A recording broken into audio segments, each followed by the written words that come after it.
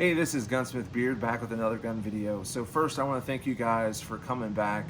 I greatly appreciate your loyalty to this growing channel. I have seen a few new subscribers, so welcome. And if you're watching this video later and you have subscribed after the production of this video, also welcome. I want to thank my channel supporters, which are BROWNELLS, SWAMPFOX Optics, and also Shooter Innovations. Without those three companies, it'd be hard to do what I do. So let's jump right into it with the gun of the week, and it is one of my bucket list guns that I always wanted to own, but you know, sometimes money is tight. This is, obviously, looking at the handguard, it is a Daniel Defense. This is a M4A1, so it does have the Mark 18 handguard. This is not black. It has that earthy brown color. When I bought it, I couldn't get the black, but I could get this weird earth brown. It's kind of like a burgundy brown or whatever color handguard, which wasn't crazy about, but you know what? I really wanted the rifle. I love the history behind this rifle being used in special forces. Also a big rifle platform in law enforcement, which I have seen and had the opportunity to use during training and, you know, in the field. So really cool rifle. Always wanted it, but this is, so I'll go ahead and address the military guys out there. There's a lot of clones out here because they were used in a lot of special forces detachments. This is not a clone rifle. It is not. And so when you get into the mod series stuff, there's several different variations with several different accessories for the mission or time period that it was issued. This is not at all one of those. This is just a M4A1 kind of set up for what I like, and it's not finished, but we're going to talk about kind of what's on this rifle that did not come from Daniel Defense when I bought it. So one of the things I will tell you before we dive into accessories that I've added, so obviously it has the notorious quad rail like the Mark 18 style. This is the hammer forged barrel, chrome lined. It also has a pin and welded muzzle brake on the end. Some guys don't like that because it kind of limits you to what you can put as far as suppressors or other muzzle devices. But I will tell you, pin and welded, even though according to ATF it's very permanent, as a gunsmith it's not that permanent. We can still flip this over, put it on a vertical mill with an end mill and cut this out, cut the pin out, replace it, re-weld it, and it's back in business with whatever suppressor, whatever accessory you want to run. So it's not permanent, even though it is kind of permanent. So let's talk about some of the add-ons. Daniel Defense does make metal fixed rear and front sights. These are not Daniel Defense. They are Midwest Industries Combat Series, front and back. These are one of my favorite sights. I've used these in several different builds. They are really easy to use. They are dead on the money. I've shot these, you know, anywhere from 100 yards all the way out to like 400 yards with just irons, depending on the caliber. One of my favorite builds that I've done using these sights was my 10 mil build with a 16.1 inch barrel. That thing will shoot out to 200 yards and just bang steel all day long with these sights. No optic, just irons. So I love these sights. The optic I went with, it's notorious because if you look really quick, it has this really cool ratcheting base and system to mount the optic to the picatinny or top rail. A lot of guys see this, they already know what it is. It's an Aimpoint Pro. The Pro is Patrol Rifle Optic, is what that's allegedly stands for. A lot of guys are like, I'm getting an Aimpoint. It's one of those made in America, you know, optics, and sadly that's not true. Aimpoint is not made in the United States. I believe this is correct, it is Swedish. It's not American. So I've heard that several times. Is like, I want to get paid good money for something made in the United States. Well, even though this is a phenomenal optic and it has been issued to military for years and battle proven in every sense of the way, Aimpoint is Swedish, I believe. It's not, or Finnish or something like that. It's not US made. So just, you know, get that out of our system, that it's a very high quality optic. It's very kind of expensive, but it is a phenomenal optic, but not made in the US. So my vertical grip, before I forget, is Troy Industries makes this. It's all metal. And a lot of guys that say for battle rifles, you definitely need, if you're gonna C-grip, what I mean by C-grip is literally C-grip the rifle.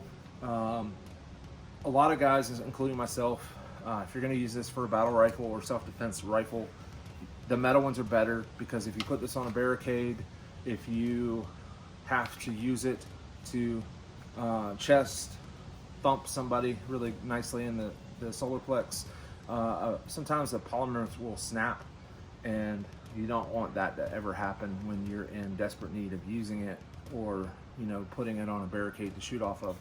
So metal is always better. This really cool color, and the furniture, I'll talk about that really quick. So this is a B5 Systems SOPMOD Mil-Spec. This is this really cool color. Some guys call it a RAL 8000 or a RAL 8000. That's just the color this is. So SOPMOD buttstock. This is the B5 Systems 23. The texture on here is not super aggressive, but it's enough so your hands don't slip if they get sweaty or wet. I could not find the RAL 8000 trigger guard. All I could find at the time was Coyote. So eventually, if I can find this color, I will replace this part with the correct color. But you got, let's kind of talk about that for a second. I have like 4 different colors going on now. So to me, it doesn't bother me terribly, because this is not the right color to match this, but you know, whatever, who cares? I mean, some of you might care, but I don't. I mean, it bothers me a little bit, but not enough to, you know, Cerakote stuff and dye stuff and all that stuff. But anyway, so this is not the trigger that came with it. I think it was a Geissele trigger that was in it. And if you know Geissele, you know they make really good Mil-Spec triggers. But when you kind of leave Mil-Spec triggers behind and you get into drop-ins, there are some really high-end drop-ins. And that is exactly what I went with. So Trigger Tech is the triggers company that I use. This is the Diamond Pro Series flat shoe. So flat shoe instead of curved shoe. And if you're not familiar with Trigger Tech, they are relatively a new company in the gun world, so to speak. They, I think, hit the floor of SHOT Show in 2018. It might have been 2017. They were relatively new. I had never heard of this company, so I did a quick dive into the interwebs to find out that these guys have been around for 40 years doing a crossbow. So they took their crossbow trigger technology and came into the gun world and said, hey, look, we're gonna kind of throw away everything everybody else is doing. We're gonna take our ball bearing technology and shove it into a trigger for a AR-15, LR-308, you know, AR-10, and even a Remington 700. And I think they're working on other manufacturers now, but those are the ones that were out that I got to try. And so I was like, man, these are amazing. As soon as I had a chance, I bought one, and then that led into a obsession about how great these triggers are. Now I have about a half a dozen in different platforms. So this is their flagship. It is the best one I think you can buy. So it's roughly around 4 pounds. It is the cleanest, crispest, if that's a word, trigger you will buy. I'm just going to be honest. This is the best trigger on the market, and has been for a couple of years. And knowing their technology and how well they're made, I think honestly they're the new kids on the block that's really like putting an end to a lot of companies, because they make the best stuff and it is phenomenal. I even have a story for another video about how I tried a couple different brands, ended up throwing them in the trash, buying a Trigger Tech, and just absolutely loved it. But we'll talk about that in another video.